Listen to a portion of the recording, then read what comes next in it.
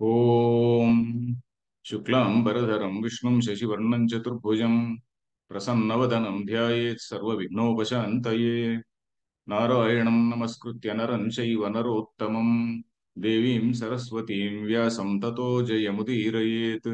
గురుర్బ్రహ్మా గురుర్విష్ణుః గురుర్దేవో మహేశ్వరः గురుः సాక్షాత్ పరం బ్రహ్మ తస్మై శ్రీ గురవే నమః. ఓం భగవద్గీత శ్రోతలకు ఆహ్వానం. మనం ఈ మీమాంసకుల వాదం గురించి వింటున్నాం. అంటే పూర్వకాలంలో రెండు సిద్ధాంతాలు, టూ స్కూల్స్ ఆఫ్ థాట్ అనుకోండి. ఆ టూ స్కూల్స్ ఆఫ్ థాట్ వాళ్ళు కూర్చొని మేబీ అక్కడ అప్పుడప్పుడు మన ఇప్పుడు సెమినార్లు ఇవన్నీ జరుగుతుంటాయి చూడండి. ఆ విధంగా కొంతమంది రాజుల దగ్గర ఇలాంటి చోట్ల అలాంటివి జరిగేవి. మేబీ కొన్ని కొన్ని పీఠాల్లో కూడా ఇప్పుడు కూడా పీఠాల్లో జరుగుతుంటాయి. మన శృంగేరి పీఠము, కంచి పీఠం ఇట్లాంటి పీఠాల్లో, మిగతా పీఠాల్లో కూడా రామానుజ పీఠాలు, మధ్వ పీఠాలు ఉన్నాయి కదా, వాటన్నిటిలో కూడా శాస్త్ర చర్చలు జరుగుతుంటాయి. ఆ శాస్త్ర చర్చల్లో మిగతా వాళ్ళని కూడా పిలిపిస్తారు. వాళ్ళు వాళ్ళ సిద్ధాంతము వీళ్ళ సిద్ధాంతం చెప్పుకుంటుంటారు అనమాట. సో ఇప్పుడు కొంచెం ఇన్ఫార్మల్ గా నడుస్తూ ఉంటుంది. అప్పుడు కొంచెం ఫార్మల్ గా, అప్పుడు చాలా గట్టిగా నా వాదం ఇది, నీ వాదం ఇది అన్నట్టుగా ఖండించుకునేవాళ్ళు. మనం దీని గురించి చూడాలంటే శంకర విజయం అనే ఒక పుస్తకం ఉన్నది. శంకర విజయం అంటే మన శంకరాచార్యుల చరిత్ర గురించి ఆ మ్, విద్యారణ్య మహర్షి రాసినటువంటి పుస్తకం.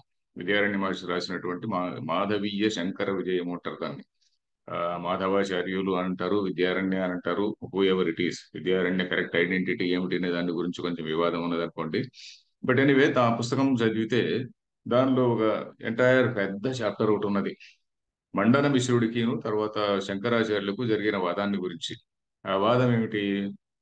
ఇదే జ్ఞానము కర్మ వీటి గురించే వాదం అంతా కూడా.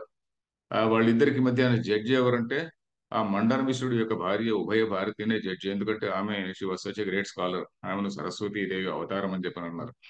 సో ఆ విధంగా ఆ, పూర్వకాలంలో people of different schools of thoughts వాళ్ళు కూర్చొని, డిఫరెంట్ స్కూల్స్ ఆఫ్ థాట్ వాళ్ళు కూర్చొని వాళ్ళు డిబేట్ చేసుకునేటువంటి వాళ్ళు అనమాట. సో ఆ, అది మనకు డిబేటింగ్ ట్రెడిషన్ అనేటువంటిది ఉన్నది మనకు. సో ఇక్కడ మీమాంసకుల యొక్క పూర్వపక్షం వింటున్నాం. అయ్యా, ఆత్మజ్ఞానం వల్లనే మోక్షం రాదండి. ఆత్మజ్ఞానం జ్ఞానం అంటే అది ఒకటి ఉంటే వండుకొని లేదు, సమ్ అడిషనల్ బటన్ లాగా అట్లా ఉంటే వండుకొని. బట్ అగ్నిహోత్రాది శ్రౌత కర్మ సహితాత్, అగ్నిహోత్రం ఇట్లాంటి శ్రౌత కర్మలన్నీ చేస్తే తప్ప జ్ఞానం రాదండి అని చెప్పని ఆయన వాదం. సో దానికి మన టెక్స్ట్ లోనే ఉంది, భగవద్గీతలో ఉన్నది, శృతిలో ఉన్నది, ఇంకా అన్ని చోట్ల కూడా ఉంది అని చెప్పని జ్ఞాపకం చ ఆపూహస్య అర్థస్య. ఇక్కడే ఈ పుస్తకంలోనే కృష్ణుడే చెప్పబోతున్నాడు అని చెప్పని కొన్ని ఉదాహరణలు కూడా ఇచ్చాడు. అక్కడి వరకు మనం చదివాం, గురు కర్మైవ తస్మాత్వం ఇత్యాది అని. ఈ రోజు ఇంకొంచెం భాష్యం చదువుదాం. హింసాది యుక్తత్వాత్ వైదికం కర్మ అకర్మాయ ఇతీయం. हिंसादियुक्तत्वात् वैदिकं कर्म अधर्माय इति इयम् అపి ఇయమపి ఆశంకా నకార్య. इयमपि आशंका न कार्या। కథం? कथम्? క్షాత్రం కర్మ యుద్ధ లక్షణం, क्षात्रं कर्म युद्धलक्षणम्। గురు భ్రాతృ పుత్రాది హింసాలక్షణం అత్యంతం క్రూరమపి. गुरु भ्रातृ पुत्रादि हिंसालक्षणम् अत्यन्त क्रूरम् अपि। స్వధర్మ ఇది కృత్వా నా అధర్మాయ. स्वधर्मः इति कृत्वा न अधर्माय। తదకరణే చ తతః స్వధర్మం కీర్తించ హిత్వా పాపం అవాప్స్యసి. तदकरणे च ततः स्वधर्मं कीर्तिं च हित्वा पापमवाप्स्यसि ఇది బ్రువత. इति ब्रुवतः। యావజ్జీవాది శృతిశోదితానాం పశ్వాది లక్షణానాం చ కర్మణాం यावज्जीवादि श्रुतिचोदितानां पश्वादिहिंसा लक्षणानां च कर्मणां రాగేవ న అధర్మత్వమితి प्रागेव न अधर्मत्वमिति సునిశ్చితం ఉక్తం భవతి ఇతి. सुनिश्चितम् उक्तं भवति इति। Very good. సో ఇక్కడ ఈయన ఏం చెప్తున్నాడు? ఈయనే పూర్వపక్షే కంటిన్యూయింగ్, ఇంకా సిద్ధాంతిలోకి రాలే. పూర్వపక్షే నీకు ఇలాంటి డౌట్ కూడా రావచ్చు అని చెప్పని అంటున్నాడు. ఇట్లాంటి డౌట్ సాంఖ్యులు అనేటువంటి వాళ్ళు వేశారు. ఆ డీటెయిల్స్ అన్ని అనవసరం అనుకోండి. ఈయన పూర్వపక్షులు ఏం చేస్తారు అంటే ఒక ఎలాబొరేట్ పూర్వపక్షాన్ని బిల్డప్ చేస్తారు. దాని ఏమిటి? ఆ పూర్వపక్షం అనేది అసలు వాళ్ళు ఎవరో చెప్పింది కాదు. శంకరాచార్యుల వారే పూర్వపక్షులు మీ మీ సిద్ధాంతం ఇలాగున్నది అని మనము ఎదుటివాడి సిద్ధాంతాన్ని మనం స్టడీ చేయాలండి. ఎదుటివాడి సిద్ధాంతం ఏముందో మనం స్టడీ చేసి దాన్ని అర్థం చేసుకొని ఇదిగో ఇది నువ్వు చెప్పేటువంటిది. నీ నీ నీ మాట ఇది అని చెప్పని క్లియర్ గా ఫస్ట్ చెప్తారు. అంటే you tell me whether my understanding is right or not అని. నేను నీ సిద్ధాంతాన్ని సరిగా అర్థం చేసుకున్నానా లేదా? నా సిద్ధాంతాన్ని అర్థం చేసుకోకుంటే అప్పుడు మళ్ళీ వాడు క్లారిఫికేషన్ ఇస్తాడు. సో ఆ విధంగా మనం ఇప్పుడు కూడా మనకి ఇప్పుడు ఉన్నటువంటి పూర్వపక్షులు ఆనాటి పూర్వపక్షులతో పోల్చుకుంటే వీళ్ళందరూ పిగ్మీస్ లాంటి వాళ్ళు.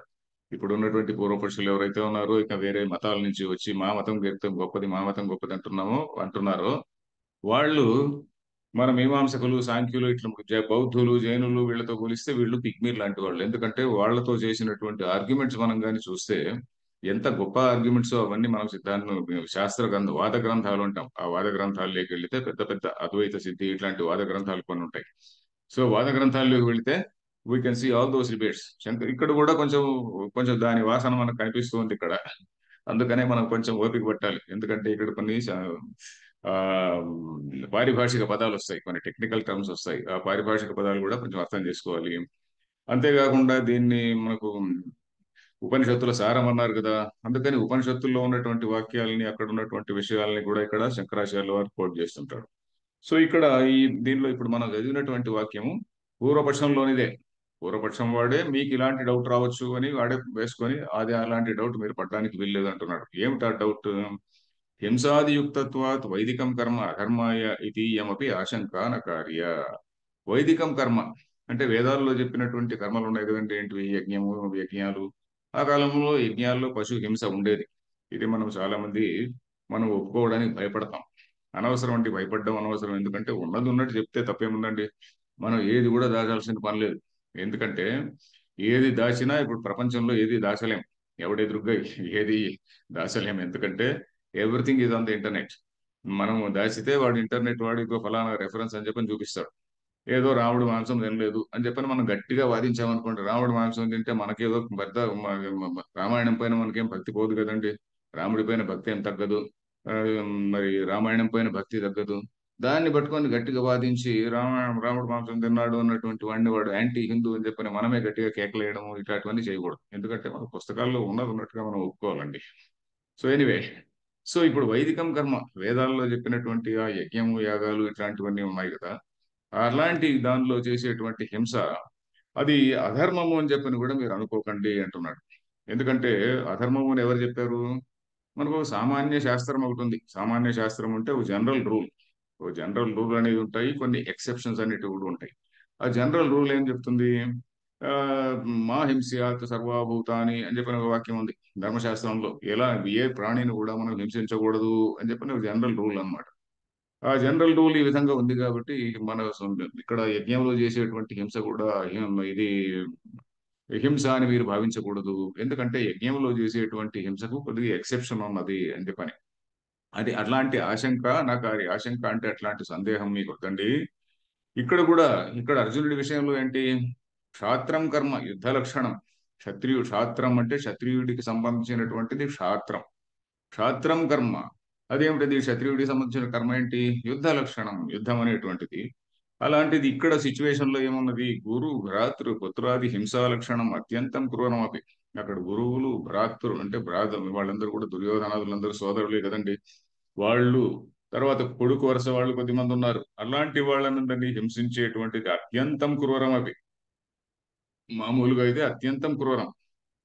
కానీ ఇక్కడ ఇది ధర్మయుద్ధం అని చెప్పని శ్రీకృష్ణుడు చెప్పబోతున్నాడు. ఈ ధర్మయుద్ధం చేయకుంటే నీకు పాపం వస్తున్నట్టున్నాడు. అత్యంతం క్రూరమపి స్వధర్మ ఇది కృత్వా.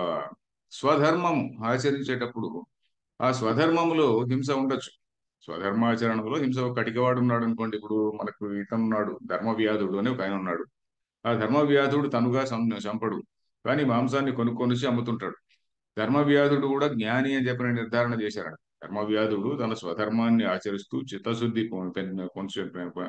పొంది ఆయన ఆ విధంగా జ్ఞాని అయ్యాడు అని చెప్పారు. సో కాబట్టి ఈ జ్ఞానం అనేటువంటిది ఆత్మజ్ఞానము మోక్షం అనేటువంటిది ఏదో ఒక గ్రూప్ వాళ్ళకు అని చెప్పని మనం ఎప్పుడు అనుకోకూడదు. సో అదొకటి మనం జాగ్రత్తగా ఉండాలి, చెప్పాలి అందరికి కూడా. తర్వాత అత్యంతం క్రూరం స్వధర్మ ఇది కృత్వ. స్వధర్మంలో హింస ఉన్నప్పుడు దాన్ని విశేష శాస్త్రం అంటారు. ఒకటి సామాన్య శాస్త్రం అంటే జనరల్ లో, విశేష శాస్త్రం అంటే ఎక్సెప్షన్ అన్నమాట, ఆ exception. So that is the picture. స్వధర్మ ఇది కృత్వ నా అధర్మాయ తదకరణేశ తత స్వధర్మం కీర్తించ హిత్వా పాపం అవాప్స్యసి.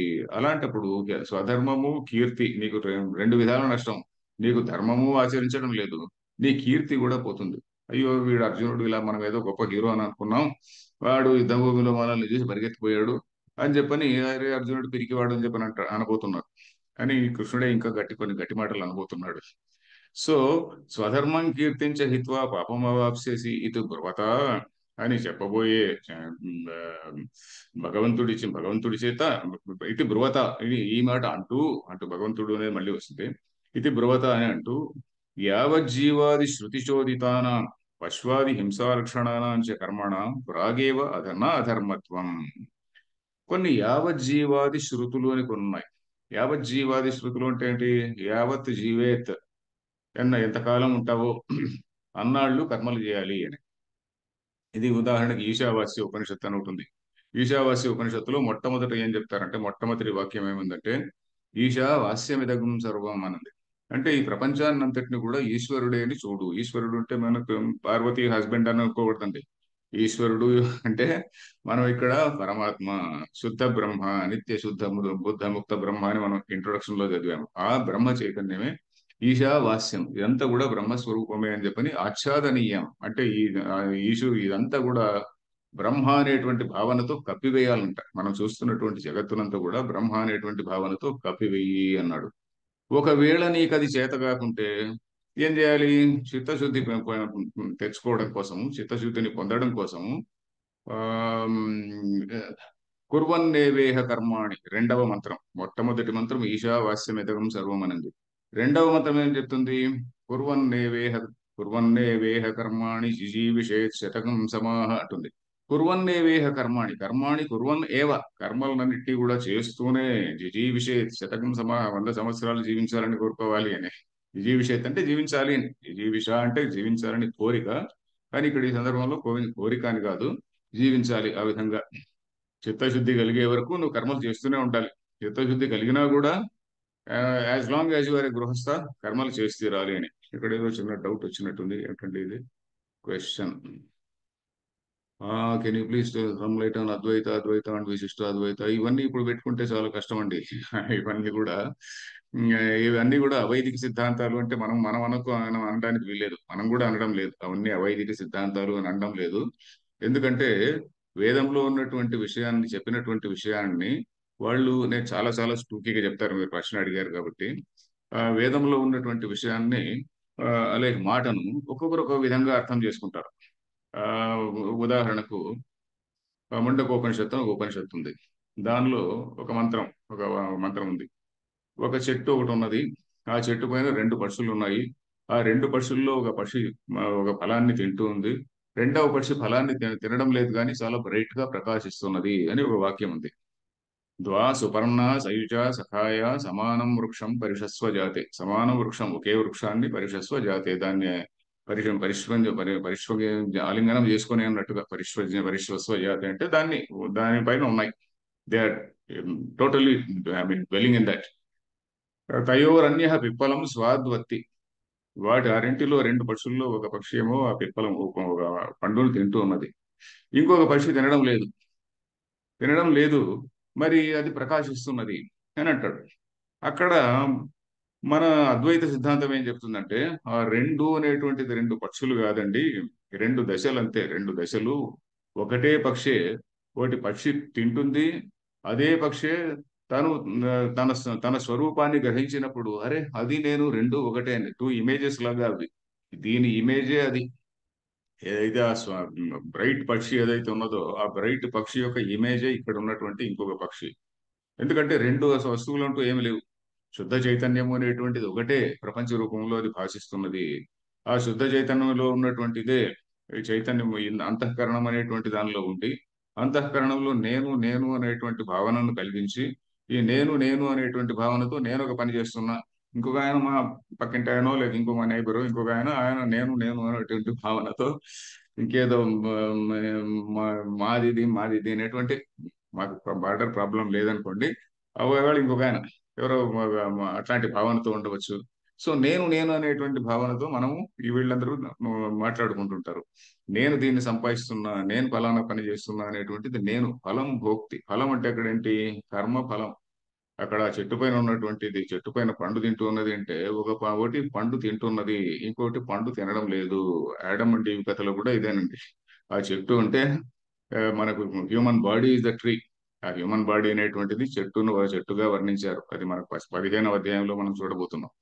సో ఇక్కడ అద్వైత సిద్ధాంతం వాళ్ళు ఒకటి చెప్తారు. ద్వైతం తీసుకుంటే ఎస్ రెండు కూడా వేరు వేరే అని మనకు ఉపనిషత్తులోనే ఉందండి. ఇట్లాంటి వాక్యాలు చాలా వస్తాయి. ఇంకా ఉపనిషత్తులోనే ఇట్లా ఉన్నాయండి. ఉపనిషత్తులో ఇలా ఉన్నప్పుడు మరి ద్వైతం కాక ఇంకేమవుతుంది? దేవుడు వేరే, నువ్వు వేరే, నేను వేరే, అన్ని వేరే, నేను వేరే, ఇంకొక ఆయన వేరే, ఇంకొక ఆయన వేరే అని చెప్పని అన్ని రకాల ద్వైతం చెప్తారు. విశిష్టాద్వైతం ఏమంటుంది? ఒక స్టెప్ కొంచెం క్లోజర్ టు అద్వైత. ఏమంటుందంటే ఎస్, ఉన్నది ఒకే పరమాత్మ చైతన్యమే. ఆ పరమాత్మ చైతన్యంలోనే చిత్ జడ రెండు కూడా ఉన్నాయి. చిత్ అని అంటే చైతన్యము, జడం అంటే ఇనర్ట్, ఇన్సెంటియంట్. సెంటియంట్ అండ్ ఇన్సెంటియంట్ రెండు కూడా ఒకే శుద్ధ పరమాత్మలో ఉన్నాయి. ఆ పరమాత్మ ఎవరంటే మహావిష్ణువు అని చెప్పని మన రామానుజుల పూర్వీకులు, రామానుజులోనే కాదు అంతకంటే పూర్వం వాళ్ళు కూడా ఇది చెప్పారు. సో రామానుజులు దాన్ని ఇంకా కొంచెం సాలిడ్ గా సిద్ధాంతీకరించారు. సో వాళ్ళు చెప్పేది ఏంటి? ఈ రెండు కూడా ఒకటే ఉన్నది, ఒకే దానిలో ఉన్నది అని. విశిష్టాద్వైతం అంటాం కదా. విశిష్టం అంటే ఏమిటి? దానితో కూడినటువంటి. విశేషము, విశిష్టము అనే పదం చూడండి. విశేషం అంటే ఏంటి? ఒక అడ్జెక్టివ్. అంటే దేనికో ఏదో ఒక వైట్నెస్ అనేది దీని విశేషము అనుకోండి. విశిష్ట అంటే దానితో కూడిన. అడ్జెక్టివ్ కూడా కాదు, విశేషం అంటే ఒక వస్తువు అనుకోండి. దానితో కూడిన. విశిష్ట అంటే కూడిన. విశిష్టాద్వైతం అంటే ఏమిటి? చిత్తు అచిత్తు రెండిటితో కూడిన అద్వైతము అని. చిదచిద్ పూర్తి పేరు ఏంటంటే చిదచిద్ విశిష్టాద్వైతము అని దాని పేరు. మనం చిదచిద్ విశిష్ట అనేది తీసేసి, చిదచిత్ అనేది తీసేసి మామూలుగా విశిష్టాద్వైతం అంటుంటాం. ద్వైతం అంటే పూర్తిగా duality. Totally you are different, I'm different. జీవుడు భిన్నము, జీవుడు జగత్తు భిన్నము, జగత్తు పరమాత్మ భిన్నము, ఆ, జీవుడు పరమాత్మ భిన్నము అని ఇవన్నీ కూడా పంచ భిన్నత్వాలు ఏవో చెప్తారు వాళ్ళు. సో ఈ విధంగా ఇది చాలా సింప్లెస్ట్ ఎగ్జాంపుల్ అన్నమాట. సందర్భం వచ్చినప్పుడు మళ్ళీ మళ్ళీ చెప్పుకుంటూ పోదాం. మొత్తానికి ఒకటే వేదమే. వాళ్ళు అవైదిక మాత్రం కాదండి. అవైదిక అనడానికి వీల్లేదు.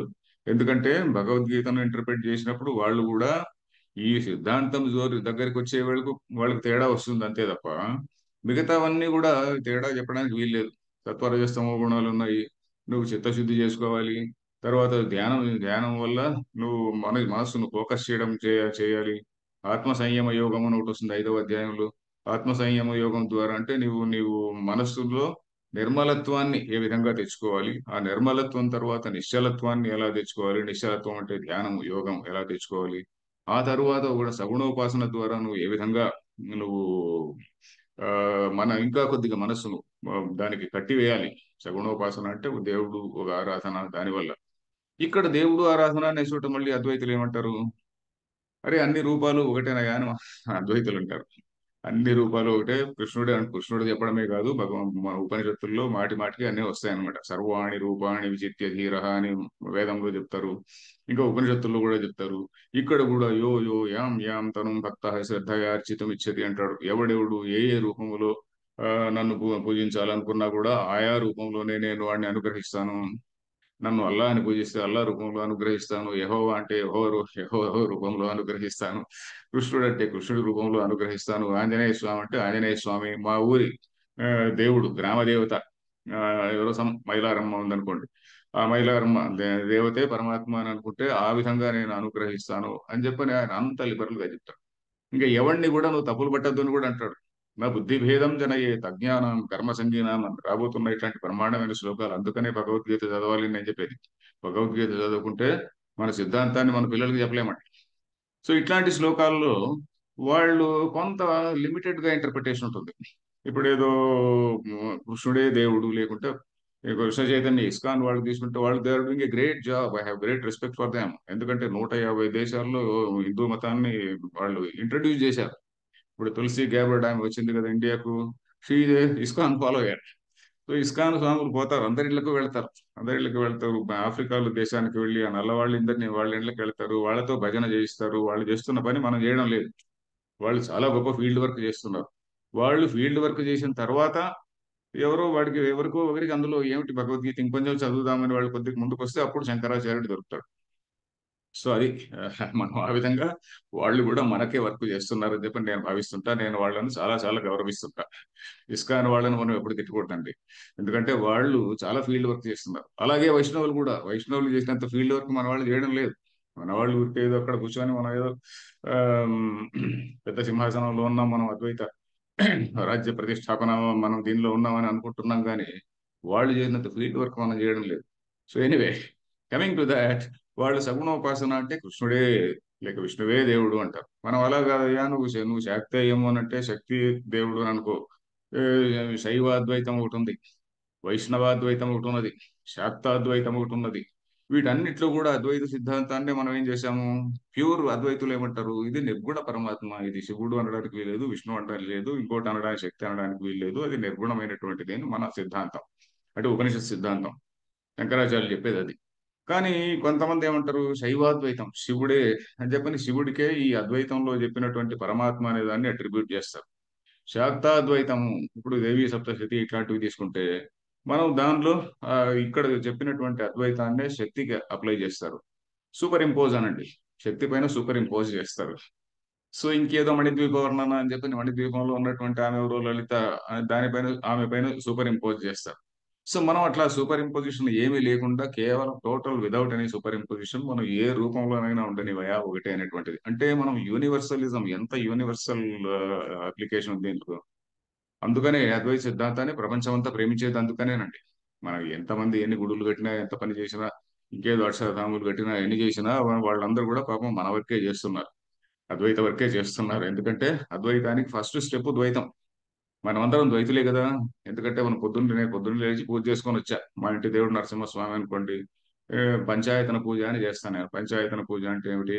ఆ, నరసింహస్వామి, ఆ, దీన్ని అది ఇది ఉంటుంది, సాలగ్రామాన్ని మధ్యలో పెట్టి దాని చుట్టూ శివుడు, తర్వాత అమ్మవారు, గణేశుడు, తర్వాత ఈయన ఎవరు, సూర్యుడు, ఈ నలుగురిని పెట్టేస్తాం. ఆదిత్యం అంబికాం, ఆ, విష్ణుం గణనాథం మహేశ్వరం అని చెప్పని ఉంది ఏది పంచాయతన పూజలు.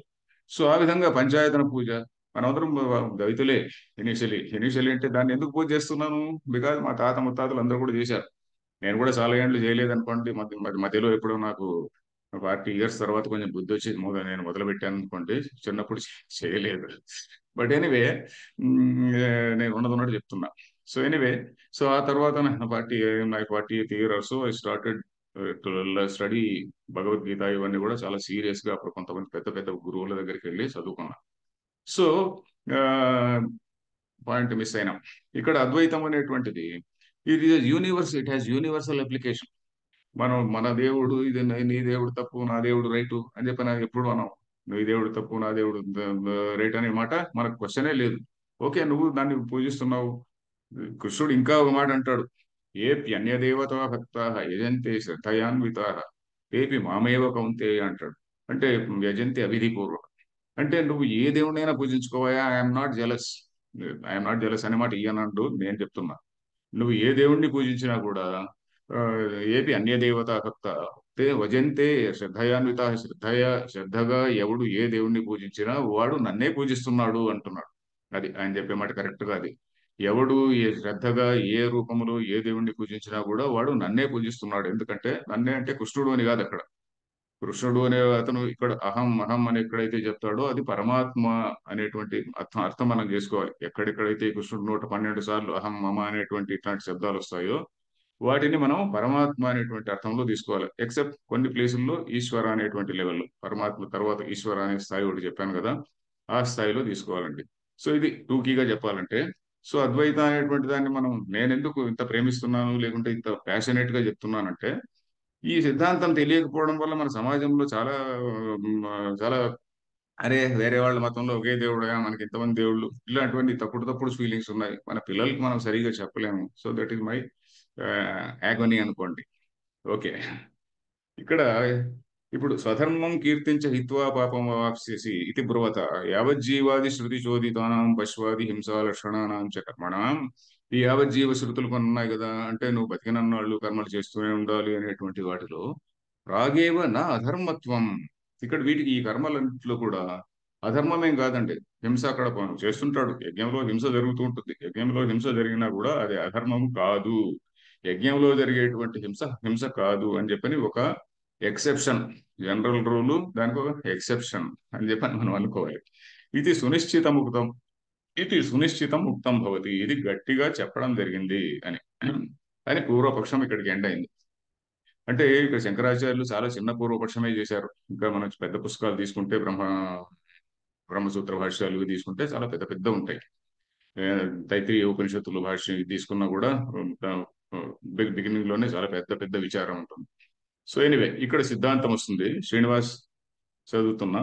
తద్ అసత్ అసత్ జ్ఞాన కర్మనిష్టయో విభాగవచనాత్ బుద్ధిద్వయాశ్రయయో జ్ఞానకర్మనిష్టయోः విభాగవచనాత్ బుద్ధిద్వయాశ్రయయోः అశోచ్యానిత్యాదిన అశోచ్యాన్ ఇత్యాదినా భగవతా యావత్ స్వధర్మమపి చావేక్ష్య ఇత్యేతదంతేన గ్రంథేన భగవతా యావత్ స్వధర్మమపి చావేక్ష్య ఇత్యేతదంతేన గ్రంథేన యత్ పరమార్థ యత్ పరమార్థ ఆత్మతత్వ నిరూపణం కృతం, పరమార్థ ఆత్మతత్వ నిరూపణం కృతం తత్ సాంఖ్యం. పరమార్థ ఆత్మతత్వ నిరూపణం కృతం తత్ సాంఖ్యం. తద్విషయా బుద్ధి తత్ విషయా బుద్ధిః ఆత్మనః జన్మాది షడ్విక్రియాభావాత్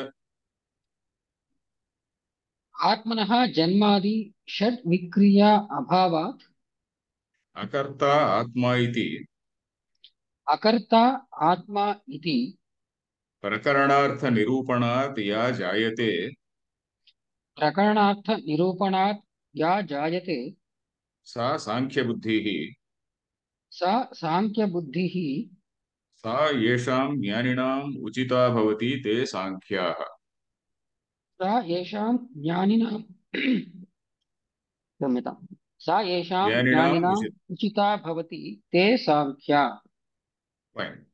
తద్ అసత్, అలా కాదయ్యా అంటున్నాడు. తద్ అసత్ అంటే నువ్వు చెప్పేది అసత్యము, అది అబద్ధము, ఇది కుదరదు అని. అంటే ఏమిటి? కర్మ సహితమైన జ్ఞానం వల్లనే, అంటే కర్మతో కూడినటువంటి జ్ఞానం వల్లనే మోక్షము అని నువ్వు ఏదైతే చెప్తున్నావో అది తప్పు అంటున్నాడు. ఎందుకంటే దీనికి సింపుల్ గా ఇప్పుడు మనం చెప్పాలంటే ఒక విధంగా అంటే, ఇప్పుడు ఉదాహరణకి స్టాండర్డ్ ఎగ్జాంపుల్ వీళ్ళు చెప్పేది, వీళ్ళలోని కాదు మన అద్వైతులు చెప్పేది ఏంటంటే, ఇప్పుడు రజ్జు సర్పము అనేటువంటిది ఒక భ్రాంతి చెప్తారు కదా. ఇప్పుడు చీకటిలో కొంచెం అటు పూర్తి చీకటిలో కాదు, సాయంకాలం మసక చీకటి అంటాం చూడండి, ఆ మసక చీకటిలో కొంచెం ఏదో అక్కడ ఒక తాడు పడి ఉంటుంది. ఆ తాడు ఏదో పడి ఉంటుంది, ఒక గా ఉంటుంది. దాన్ని చూసి పాము అనుకొని భయపడుతున్నాం. పాము అనుకొని భయపడుతున్నాం కదా. సో దానిలో ఆ పాము దానికి ఏం చేస్తాం? పాము అనుకొని భయపడిన వాడు ఒక ఆయన వచ్చి దానికి, "ఓ, ఇదే పాము, పాము మాత్రం వేస్తానంటాడు." ఇంకొక ఆయన వచ్చి, "నో నో నో, నేను నాగదేవతను పూజిస్తానంటాడు." ఇంకొక ఆయన వచ్చి ఇంకేదో చేస్తాడు, దానికి ఏదో ఓం హ్రీం అనో ఏదో చేస్తాడు. హారతి ఎత్తాడు అనుకోండి, హారతి ఎత్తే కనిపిస్తుంది కదా. సో ఇలాంటివన్నీ చేస్తుంటాడు. వీటన్నిటి వల్ల కూడా అది పోదు, ఆ రజ్జు సర్ప భ్రాంతి పోదు, భ్రాంతి ఉండనే ఉంటుంది. కానీ ఒక పెద్ద ఆమె ఎవరో ఒక ఆమె వచ్చి లైట్ పట్టుకొని వచ్చి, చూడనాయన ఏమిటో అని చెప్పి లాంతర్ పట్టుకొచ్చింది. లాంతర్ పట్టుకొని వస్తే అది చూస్తే అరే తాడు అని చెప్పని తెలిసింది. సో రజ్జు ఇది సర్పము కాదు తాడు అని తెలుసుకోవడానికి మనకు కావాల్సింది ఏంటి అక్కడ? వెలుగు. సో ఇక్కడ కూడా అంతే. వెలుగు అంటే ఏమిటి? ఇంటెలిజెన్స్. వెలుగు అంటే లైట్ అంటే ఇంటెలిజెన్స్ అన్నమాట. సో నువ్వు నీకు కావలసింది ఇంటెలిజెన్స్, ఆలోచించడం అంతే తప్ప నీకు దానికోసం కర్మ అక్కర్లేదయ్యా. నువ్వు కర్మ అనేటువంటిది ఏదైతే ఉన్నావో నువ్వు దాన్ని ఇప్పుడు ఇదిగో నేను ఉపాసన చేస్తా, నేను మంత్రం వేస్తా, పాము మంత్రం వేస్తా, ఈ టైపు ఇవన్నీ కూడా అది కాదు. దానికి కావాల్సింది ఆలోచించి తెలుసుకో అని సింపుల్ సమాధానము. అది సిద్ధాంతాన్ని టూకీగా చెప్పేశారు 2 నిమిషాలు, 1 నిమిషంలో. సో దాన్ని ఇప్పుడు మళ్ళీ నిదానంగా చదివితే అవన్నీ వస్తాయనుకోండి, ఇక్కడే రావడం లేదు. జ్ఞానకర్మనిష్టయో విభాగవచనాత్ బుద్ధిద్వయాశ్రయయో. శంకరాచార్యుల వారి భాష్యంలో ఆ, పెద్ద ఆన్సర్ ఇచ్చే ముందు ఒక సంగ్రహ వాక్యం అని చెప్తారు. సంగ్రహ వాక్యం అంటే చాలా బ్రీఫ్ సెంటెన్స్ ఒకటి చెప్పి ఆ సెంటెన్స్ లో ఉన్నటువంటి విషయాన్ని ఎలాబొరేట్ చేస్తారు. సంగ్రహ వాక్యం అంటారు. శంకరాచార్యుల యొక్క వారి యొక్క స్టైల్ అది. మొట్టమొదటి ఒక మాట అనేసి దాన్ని ఎలాబొరేట్ చేస్తాడు అనమాట. తదసత్ జ్ఞానకర్మనిష్టయో విభాగవచనాత్ బుద్ధిద్వయాశ్రయో అంటే రెండు బుద్ధులను ఆశ్రయించి ఉన్నటువంటి జ్ఞాననిష్ట అనేటువంటి దాన్ని, కర్మనిష్ట అనేటువంటి దాన్ని విభజించి చెప్పాడు అని. జ్ఞాన కర్మనిష్టయో విభాగవచనాత్ అంటే జ్ఞాననిష్ట అనేటువంటి దాన్ని, కర్మనిష్ట అనేటువంటి దాన్ని విభజించి చెప్పాడు. ఎందుకు? ఈ రెండు రెండు రకాలైనటువంటి understanding, they depend on two types of understanding. బుద్ధి ద్వయ ఆశ్రయో అంటే they depend on, they are based on two types of understanding. బుద్ధి అంటే ఇక్కడ అండర్స్టాండింగ్. బుద్ధి ద్వయం, ఒకటి సాంఖ్య బుద్ధి, ఇంకోటి యోగ బుద్ధి. సాంఖ్య బుద్ధి అంటే ఏమిటి? సాంఖ్యం అనేటువంటి పదానికి ఇదివరకు అర్థం చెప్పానండి. ఇప్పుడు కపిల మహర్షి చెప్పినటువంటి సాంఖ్యం కాదు. కపిల మహర్షిలో 24 తత్వాలు, చతుర్వింశతి తత్వాలు అని చెప్పాను చూడండి, అది కాదు. దాని గురించి ఇక్కడ చెప్పుకోవడం లే. సమ్యక్ ఖ్యాయతే ఆత్మతత్వం అనయా అథవా ఆయా బుద్ధ్యా ఇది సాంఖ్యా బుద్ధి అని. అంటే ఆత్మతత్వం దీని వల్ల బాగా తెలుస్తున్నది అని. ఆత్మతత్వ విచారం ఏదైతే చేస్తున్నామో, ఆత్మను గురించి మనం ఏదైతే ఆ, విచారం అంటే రేషనల్ థింకింగ్. విచారం అంటే అయ్యో ఆయన చాలా విచారంలో ఉన్నాడు అని తెలుగులో మనం విచారం అంటే చాలా బాధపడుతున్నాడు అంటాం. ఇక సంస్కృతంలో విచారం అంటే ఇన్వెస్టిగేటింగ్, దాని గురించి రేషనల్ లాజికల్ గా ఆలోచించడం, అది విచారం అంటే. సో విచార సాగరం అని చెప్పి ఒక బుక్ ఉంది, చాలా వండర్ఫుల్ బుక్. విచార సాగరం అనేటువంటి బుక్ మీకు దొరికితే దయచేసి చదవండి. సో ఎనివే, ఇది ఈ జ్ఞాననిష్ట కర్మనిష్ట అనేటువంటి దాన్ని కృష్ణుడు చాలా విభాగం చేసి చాలా క్లియర్ గా చెప్పాడు. ఈ రెండు కూడా they depend on two types of understanding అని ఈ వాక్యానికి అర్థం. ఇక్కడ ఏమిటి? అశోచ్యాన్ ఇత్యాదిన భగవత యావత్ స్వధర్మమపి చావేక్ష్య ఇత్యేతదంతేన గ్రంథేన. అశోచ్యాన్ ఇత్యాదిన అంటే అశోచ్యాన్ అనే వాక్యం నుంచి మొదలుపెట్టి ఇత్యాదిన అంటే ఇత్యాది అంటే ఇది ఆదిగా గల అని. ఇత్యాదిన అంటే ఇది ఆదిగా గల శ్లోకముతో అని. ఇది ఆదిగా గల శ్లోకంతో మొదలుపెట్టి స్వధర్మం అపిచావేక్ష్య ఇది ఏతదంతేన, స్వధర్మ పిచావేక్ష్య అనే దానితో అంతమయ్యేటువంటి శ్లోకంతో ఆ మధ్యన ఉన్నటువంటి గ్రంథము, ఆ మధ్యన ఉన్నటువంటి గ్రంథ భాగం, గ్రంథము అంటే గ్రంథ భాగం అని తీసుకోవాలి. అక్కడక్కడ గ్రంథేన అంటుంటారు. అంటే గ్రంథం, ఈ గ్రంథం ఏంటి అని అనుకోకూడదు. కానీ గ్రంథేన అంటే ఈ గ్రంథ భాగంలో యత్ పరమార్థ ఆత్మతత్వ నిరూపణం కృతం తత్ సాంఖ్యం. ఇప్పుడు ఇంకా చెప్పబోయేది, ఇప్పుడు కృష్ణుడు చెప్పబోయేదాన్ని శంకరాచార్యులు బ్రీఫ్ గా చెప్తున్నాడు.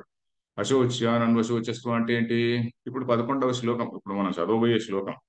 ఆ శ్లోకం మొదలుకొని స్వధర్మమపి సావేక్ష్య 2-31, ఇది 2-11, 2-31 అంటే మధ్యలో 20 శ్లోకాలు ఉన్నాయి.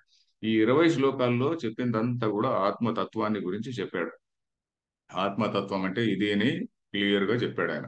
క్లియర్ గా అంటే చాలా సూక్ష్మంగా చెప్పాడు. యత్ పరమార్థ ఆత్మతత్వ నిరూపణం కృతం.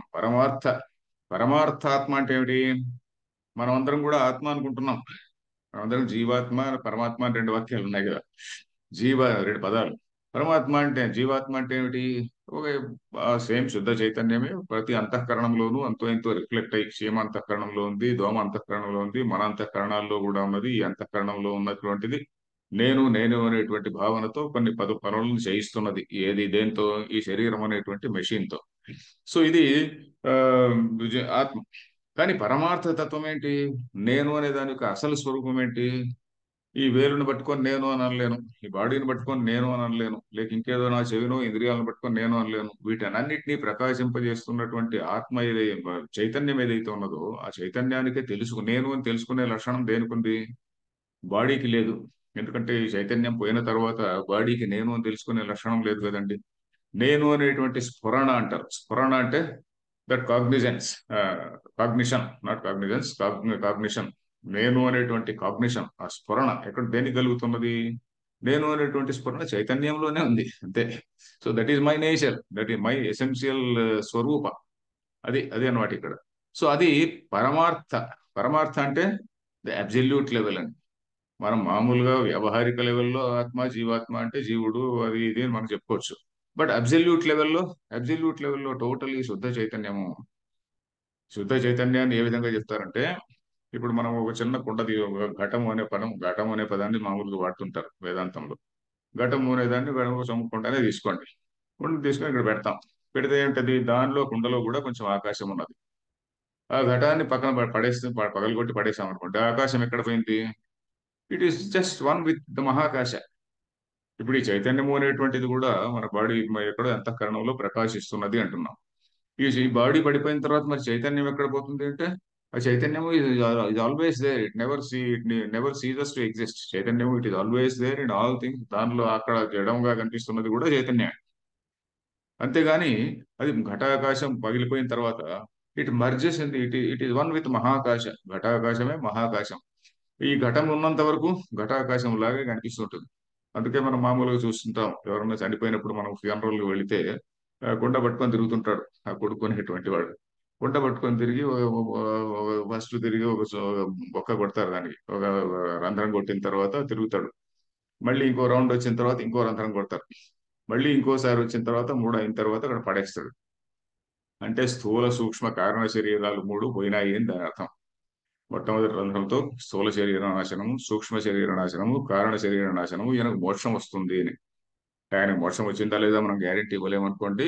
కానీ ఆ దాని యొక్క మంత్రం యొక్క అక్కడ జరుగుతున్నటువంటి తంతు యొక్క అర్థం అదనమాట. ఆ కుండను పగలగొట్టడం అంటే ఈ ఘటాకాశం మహాకాశంలో కలిసిపోయింది అని. సో అక్కడ అతనికి మోక్షం వస్తుంది ఇప్పుడు అని. ఇది దీనివల్ల ఇక్కడ నశింపజే దాన్ని అక్కడ కొరివి పెట్టేస్తారు కదా. ఆ మనం మామూలుగా మా సర్వే మేము ఎన్నెన్నో ఫ్యూనరల్స్ అటెండ్ అవుతుంటాం. సో దానివల్ల అందువల్ల ఇది మామూలు కామన్ గా మనకు మనసులో వచ్చింది ఈ ఉదాహరణ.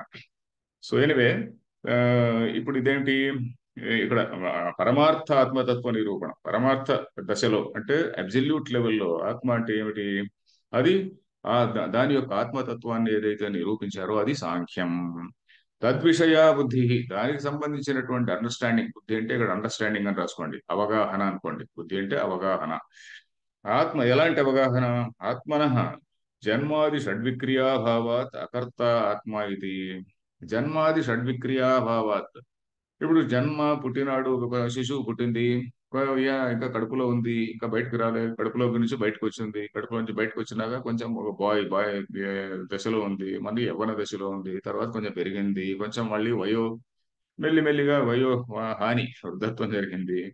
6 పరిణామాలు చెప్పారు. జాయతే, అస్థి, వర్ధతే. ఇవన్నీ టెక్నికల్ వర్డ్స్ ఉన్నాయనుకోండి, అవన్నీ అనవసరం. జాయతే, అస్థి, వర్ధతే, ఆ, విపరిణమతే, అపక్షీయతే, వినశ్యతి అని చెప్పాను. పెరుగుతుంది, మెల్లిమెల్లిగా అపక్షీయతే, క్షయిస్తుంది. దాని తర్వాత నశి, అదర్శ అని, అంటే కనపడకుండా వెళ్ళిపోతుంది అని. సో ఇదంతా ఏమిటిది? శరీరానికి వచ్చేటువంటి మార్పులు, ఏ శరీరానికైనా వచ్చేటువంటి మార్పులు ఇవి. సో ఈ షడ్విక్రియా భావాలు దేనికి ఉన్నాయి? షడ్విక్రియాలు, ఈ 6 రకాలైనటువంటి వికారములు. వికారం అంటే చేంజ్. వికారం అంటే మనం అగ్లి అని అనుకుంటాం తెలుగులో. సంస్కృతంలో వికారం అంటే చేంజ్ అని. సో ఇది కూడా గుర్తుపెట్టుకోవాలి. విక్రియ లేక వికారము, భావ వికారములు అంటుంటారు. వికారములు అంటే అది అగ్లీ ఉంది అనుకోకూడదు. వికారం అంటే చేంజ్. సో ఈ 6 వికారములు దేనికి ఉంది? శరీరానికి ఉంది అంతే. అంతేగాని ఆత్మకు లేదు. సూక్ష్మ శరీరానికి కూడా మళ్ళీ కొన్ని వికారాలు ఉన్నాయి. ఏమిటి? సూక్ష్మ శరీరానికి మనకు కనపడకపోయినప్పటికి కూడా సూక్ష్మ శరీరం కొంత బ్యాగేజ్ మోసుకొని ఇంకో బాడీకి వెళ్తూ ఉంటున్నది. ఇంకా చాందోగ్యోపనిషత్తులో ఇంకా వర్ణిస్తారు. ఆ బ్యాగేజ్ మరీ ఎక్కువైపోతే గానీ అదంతా కిర్రు కిర్రు అనేటువంటి బండి ఎలాగైతే శబ్దం చేసుకుంటూ పోతుంటుందో ఆ విధంగా పోతుంది అని చెప్పని రాశారు అక్కడ.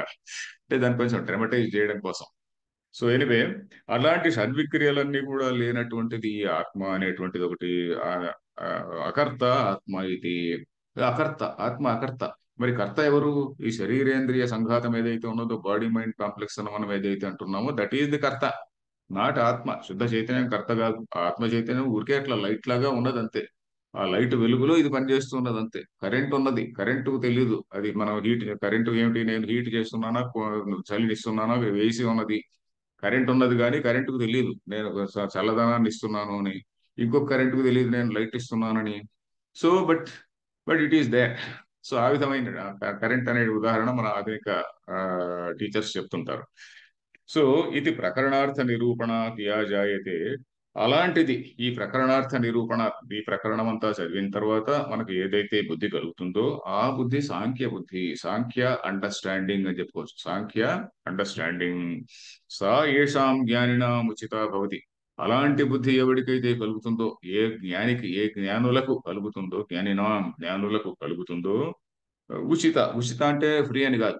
ఉచిత భవతి అంటే ప్రవృద్ధా భవతి. ఏ మనసు వాళ్ళ మనసులో ఉత్పన్నం అవుతుందో, తే సాంఖ్యాహ, వాళ్ళను సాంఖ్యులు అంటారు. సాంఖ్యులు అంటే జ్ఞానులు అని ఇక్కడ. సాంఖ్య బుద్ధి ఎవరి మనసుల్లో కలుగుతుందో వారు సాంఖ్యులు అంటే జ్ఞానులు అని. సో ఇక్కడ ఇంకా టైం 2-3 నిమిషాలే ఉన్నది. ఓకే, ఓ లైన్ చదివితే చదవచ్చు అనుకుంటే చదవచ్చు. శ్రీనివాస్ చదువుదామా, క్లోజ్ చేయాలన్నా? చేద్దాం చేద్దాం. అంటే కొంచెం 5-10 నిమిషాలు కావచ్చు. కొంచెం క్విక్ గా చెప్తే బాగుండదు. అంటే క్విక్ గా చెప్పేస్తాను. నేను ఏం చెప్పబోతున్నా అంటే, ఈ బుద్ధి కలగడానికి ముందు, ఇప్పుడు వాక్యం చదివితే మళ్ళీ పెద్దగా అవుతుంది. ఈ బుద్ధి కలగడానికి ముందు ఎలాంటి ఉంటుంది, ఎలాంటి బుద్ధి, ఎలాంటి అండర్స్టాండింగ్ ఉంటుంది? సో ఆత్మ అంటే ఆ, ఒక దేహాది వ్యతిరిక్తమైనటువంటి ఒక ఆత్మ ఉన్నది. ఆ బుద్ధి కలగడానికి ముందు కూడా వీడు పూర్తిగా ఇగ్నోరెంట్ కాదు, పూర్తిగా ఫూలిష్ ఫెలో కాదు. వాడేంటి, చార్వాకులు ఇట్లా వాళ్ళు అయితే వాళ్ళు దేహానికి మించింది ఆత్మ లేదు, పాడు లేదు అంటారు వాళ్ళు. కానీ మామూలుగా ఈ మీమాంసకులు వీళ్ళందరికీ కూడా దేహాది వ్యతిరిక్త ఆత్మ ఉంది అని ఒప్పుకుంటారు కదా. అంటే దేహాది వ్యతిరిక్త అంటే దేహాది సంఘాతం కాకుండా ఇంకొక ఆత్మ అనేటువంటిది ఉంది అంటున్నారు. ఎందుకుంటే ఇది ఉంటేనే కదా ఆయన మళ్ళీ స్వర్గానికో ఎక్కడో పోవడం. ఇప్పుడు దేహమే, ఒక దేహాన్ని ఒకదాన్నే మనం వీళ్ళు ఒప్పుకుంటే, ఆత్మ లేదని ఒప్పుకుంటే, ఇంకేదో ఒకటి ఒకటి ఉన్నది, దాది ఎక్కడో వెళ్ళింది, జీవుడు అనేటువంటి ఆ జీవాత్మ అంటాం కదా. ఆ జీవాత్మ అనేటువంటిది ఎక్కడికో వెళుతుంది అంటాం కదా. వెళ్ళిన తర్వాత కదా అక్కడెక్కడో డ్యాన్సులు ఇవి చూడడం. సో అందుకని దాన్ని ఒప్పుకోవాలి కదా. సో దేహాది వ్యతిరిక్త ఆత్మ ఒకటి ఉన్నది. అది దానికి కర్తృత్వం ఉన్నది, భోక్తృత్వం ఉన్నది. ఈ కర్తృత్వం అంటే నేను కర్త అనేటువంటి భావన, భోక్తృత్వం అంటే నేను భోక్త, అంటే నేను కర్మ ఫలాన్ని అనుభవిస్తున్నాను అనేటువంటి భావన. ఇది ధర్మము, ఇది అధర్మము. ఇట్లాంటివన్నీ ఏదైతే, ఇట్లాంటి అండర్స్టాండింగ్ ఏదైతే ఉన్నదో, నేను మోక్ష సాధన కోసం నేనేదో ఆ పని చేయాలి, ఈ పని చేయాలి అని మనం పనులు చేస్తాం కదా. అలాంటి బుద్ధి ఏదైతే ఉన్నదో దాన్ని యోగ బుద్ధి అన్నారు. యోగ బుద్ధి అంటే కర్మయోగ బుద్ధి. కర్మయోగ లెవెల్లో అండర్స్టాండింగ్ అని, కర్మయోగ స్థాయిలో అండర్స్టాండింగ్. అట్లాంటి అండర్స్టాండింగ్ ఎవరికైతే ఉన్నదో అలాంటి వాళ్ళను యోగులు అంటారు. యోగులు అంటే కర్మయోగులు అని చెప్పుకోవాలి ఇక్కడ. ఈ వాక్యం మళ్ళీ నెక్స్ట్ క్లాస్ లో చదువుదాం. ఆ, దీన్ని మళ్ళీ చెప్పుకుందాం కూడా. ఈ రోజు కూడా చాలా తక్కువ అయింది, ఎందుకంటే ఈ టెక్నికల్ వర్డ్స్ ఉన్నాయండి ఇక్కడ. టెక్నికల్ వర్డ్స్ చెప్పకుండా మనం ఫాస్ట్ గా చెప్పామనుకోండి, టెక్నికల్ వర్డ్స్ కొంచెం గట్టిగా అర్థం చేసుకుంటే ఆ, మళ్ళీ మళ్ళీ ముందు ముందు చాలా సులభంగా ఉంటుంది. లేకుంటే మనకు డౌట్లు చిట్ట చివరి వరకు ఉంటాయి. చిట్ట చివరి వరకు మనకు డౌట్లు ఉంటాయి ఉంటాయి. 2 సార్లు భగవద్గీత విన్నా కూడా డౌట్లు కూడా ఉంటాయి. టెక్నికల్ వర్డ్స్ సరిగా అర్థం చేసుకోకుంటే. సో ఇక్కడికి ఇంకేదో క్వశ్చన్ అన్నట్టుంది. Okay, thank you. Okay, okay అమ్మా. సో ఇప్పుడు రైట్ నౌ ఇంకేం క్వశ్చన్స్ లేవు. సో ఈ రోజు ముగిద్దాం. మనం 45 మినిట్స్ అనుకున్నాం కాబట్టి, ఎందుకంటే చాలా మంది ఆ టైం స్లాట్ అలా ఇచ్చుకొని ఉండొచ్చు. తరువాత ఓకే. ఓం పూర్ణమద పూర్ణమిదం పూర్ణాత్ పూర్ణముదచ్యతే పూర్ణస్య పూర్ణమాదాయ పూర్ణమేవ అవశిష్యతే. ఓం శాంతి శాంతి శాంతి. వచ్చే క్లాసు శ్రీనివాస్ ఎప్పుడు ఉంటుంది ఇప్పుడే చెప్పేసేయండి. మండే వెన్స్డే నార్మల్గా. మండే వెడ్నెస్డే అన్నా? Okay, fine. ధన్యవాదాలు ఆచార్య. రండి.